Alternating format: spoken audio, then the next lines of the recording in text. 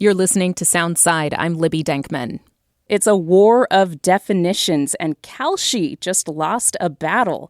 On Monday, a King County Superior Court judge issued a preliminary injunction against the prediction market company. Judge John McHale found Washington State is likely to succeed in proving Kalshi is actually an online gambling site. Those are illegal here in Washington. State Attorney General Nick Brown is here with me now. Welcome to the studio. Hey, good to see you. So you brought this challenge. Can you kind of explain what the judge said on Monday? Yeah, I mean, in very simple terms, the judge said what Kalshi does in Washington is illegal, that it violates the Washington State Gambling Act, that it likely violates the Washington State Consumer Protection Act. Kalshi, I think, as most people know now, operates all across the country. They offer bets on pretty much every single aspect of life, sports, elections, how many measles cases there will be in a given year. And we challenged that because Washington State has pretty strict limitations on that. And the judge agreed. So despite that preliminary injunction, Kalshi right now is still operating in our state. So what happens next? I mean, what could a potential ban look like? When might it come down? How long might it last? Well, the judge, first and foremost, found that they're breaking the law. And part of his ruling, he said he would issue a formal order on that next week or within a couple weeks, and that will outlay the terms of which they have to abide by. This is an issue, obviously, that's not unique to Washington State. This has been challenged across the country. More often than not, it's been Kalshi suing any sort of limitation on their operations in the state. And so we were proactive here and decided to sue them because they are pretty blatantly breaking our state laws. So the judge will set out their terms. We hope and we think it will include a prohibition on Kalshi within Washington State, which would then force them to cease operations. They will likely appeal, and then we'll have a battle about that, but it's a great first step for us. So let me ask you about Kalshi's position on this, which is what spokesperson Jackie McGavick told KUOW and other outlets. They argue that states just don't have this jurisdiction to limit the way prediction markets operate. They say it's up to federal regulators. What do you say to that? Well, they're wrong. What Kalshi is doing is gambling. And look, everybody can decide whether or not they think gambling is a good or a bad and decide whether to participate or not. But for me, my job is to enforce Washington state law. We have now for decades had very strict limitations on how people can gamble in our state. If you disagree with that, the way to change that is to go through our legislature and advocate for something different. But in Washington, only gambling is very, very regulated. What Kalshi operates is gambling. You can go on their website and you can bet on everything. And that's not just sports. It's other things that I think are really troubling. They're offering now an opportunity for people to gamble on the extent of wildfires and damage and how many people are going to be hospitalized for various things. So Kalshi is wrong. And look, states have the ability to dictate so many things in their states. And this is why we have a collection of states that makes up our democracy. We don't have a uniform system of how we set rules and standards and demonstrate our values. And Washington has a value in law that limits gambling. The idea that only the federal government can control gambling in the United States is just not consistent with the law. And we anticipate that we're going to win as we move forward and that the courts will continue to agree with us. So I was just on Kalshi's homepage here. The prediction markets that people can get in on right now that they're promoting are: will congressional salaries increase? Peak U.S. national debt under the Trump administration. Will the SAVE Act become law? Where will LeBron James play next? I mean, it's really such a broad number of things. It's not just sports, as you say. And it's go ahead. Sorry to interrupt, but it's so ripe with corruption. I mean, we saw a story last week where the person that controls the teleprompters for the president of the United States was making money about various aspects about how long and what the type of content was going to be in the president's speech. There was a market earlier this year that was the length of the president's spokesperson's press conference, and she stopped right where the market was anticipating.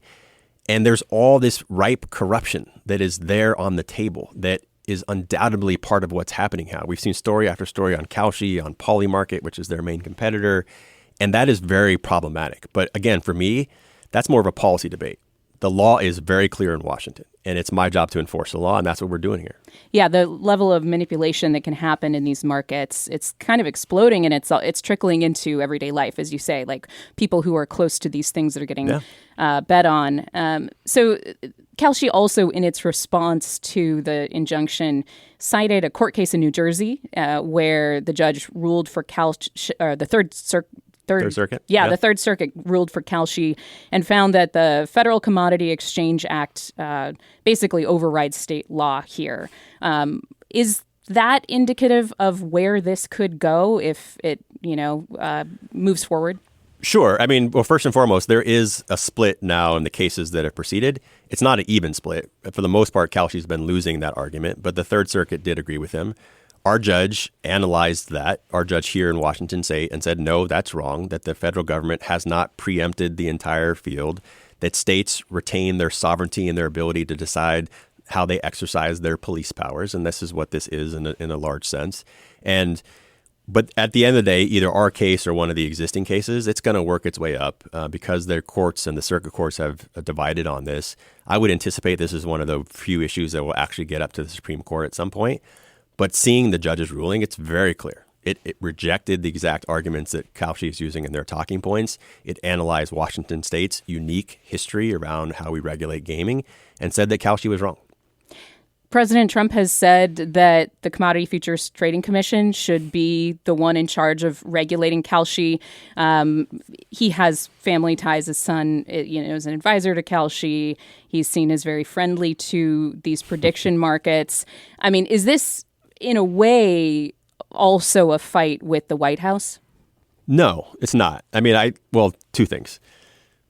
I took an oath to defend our Washington State laws and Washington State Constitution. We do that regularly on a host of different issues, regardless of what is happening in D.C. or what Donald Trump is saying or doing. Our case was no mention of politics or at all. It was all about states' rights and states' ability to regulate gaming in their state.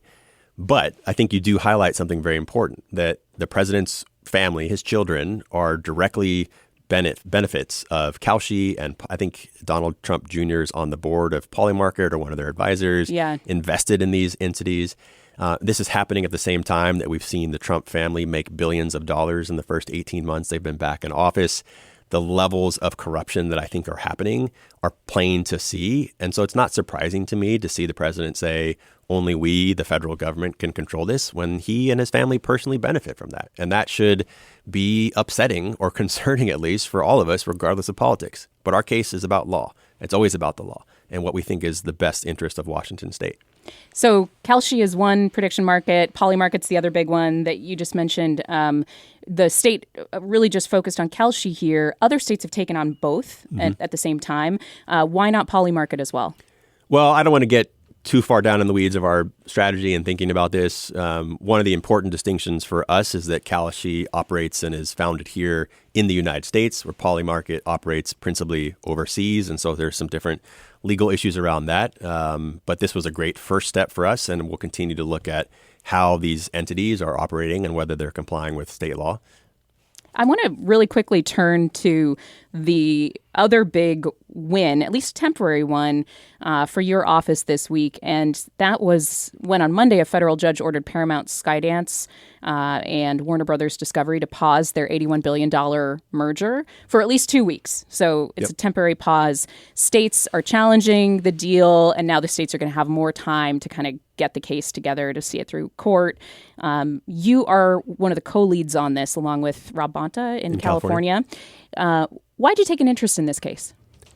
This is, I think, a really important case for us and for the country. A few things are true that are impacting this. First and foremost, on many different areas, including antitrust enforcement, the federal government has retreated from its leadership. We used to look as states to the federal government to help lead because of their resources and expertise on so many different issues. Antitrust enforcement, wage and worker protections, certainly environmental enforcement, civil rights, and antitrust. And in each of those areas, in various degrees, the federal government has largely retreated. It is the position of the administration and the current Department of Justice that they are much more likely to acquiesce to mergers of mass corporations. And that has an impact. It has an impact on the options that consumers have, the prices that they pay, and the workforce is impacted by these mergers. And so in some ways, it seems unlikely that we as a state would be interested. California, obviously, we're Hollywood and these areas. A lot more jobs there. A lot more jobs. But that trickles down to everyone. Paramount merging with Warner Brothers will impact the number of movies they produce, television channels that are operating, the media and news mergers, I think, are very concerning. I do not like the idea that there are going to be only a few people in charge in the entire country that are going to decide how many movies we see, the type of content that's produced, the type of news stories that are being offered. And it has an impact here on our workforce. We do have a small but very important industry around production. And when these mergers happen, we always see prices go up. We always see jobs get lost. And we always see the options that people have get reduced. And that's why it's really important for us to be participating in this. We did win a very important temporary restraining order. The judge is then going to hear the preliminary injunction, which will be longer lasting. But the judge said very clearly that what the Paramount is doing here is very concerning to the judge, that it is likely to violate state and federal laws against monopolization. And I don't think the American public, including Washingtonians in general, like the idea of massive multi-billion-dollar mega corporations having such an impact on our lives. The team and I published this morning an op-ed in the Washington Post that specifically talks about why I decided to join. One of my political heroes is Teddy Roosevelt, who made his name taking on the railroad industry and oil tycoons. Trust busting. And this is a version of that. This is a version of us standing up for consumers to protect their interest. And I don't think Paramount and the people that control Paramount have Washingtonians' interests at heart. And that's why we're advocating and winning so far in this case. Is the frontier for antitrust at the state level now that, you know, the appetite for it? There was sort of a idea at the start of the second Trump administration that they would continue some of the antitrust work that had been happening like under Lina Khan, but it doesn't seem like it's nearly what it was under the Biden administration. Do you think the frontier is at the state level? Yeah, absolutely. I mean, look, again, DOJ Antitrust Division has been the leader for now decades for all of us, and we relied on them to lead across multiple administrations, across different presidents. This administration currently has taken a very different approach. They essentially forced out one of their division chief in the Department of Justice Antitrust Division, who was not a Democrat by any means, but was a very vocal advocate against monopolistic practices, and they largely forced her out of her job. And the best example of this in practice is earlier this year, we and a coalition of bipartisan states were working with the FTC as they prosecuted the Live Nation company, which operates Ticketmaster, which I've learned is one of the most disliked companies in the United States. Yeah, you're not going to make many enemies going after Ticketmaster, No. I don't think. And look, we were working in partnership with the federal government, and they kind of kept us in the dark, but we were relying on their leadership. And then they cut a very sweetheart deal for Ticketmaster, Live Nation.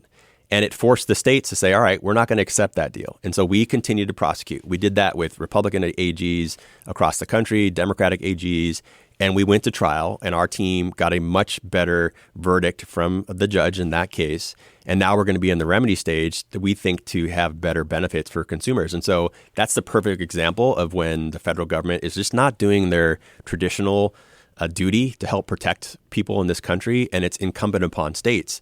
We have a great antitrust division here in our AG's office that does a lot of tremendous work, but we've seen other states really step up their resources. Oregon, our little brother to the south, recently added 16 new positions to their AG antitrust division, both lawyers and staff, to help supplement some of the work we're doing in partnership with them.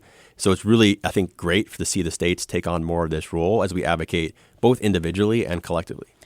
Really quick before we go, your office is expected to release a public disclosure investment statement tomorrow or by tomorrow that will outline the state services in Washington that could be negatively affected if Washington's new income tax is repealed, the millionaire's tax. A release from the conservative-leaning Washington Policy Center today made the point that since lawmakers are not bound by previous budget promises, they can change spending priorities whenever.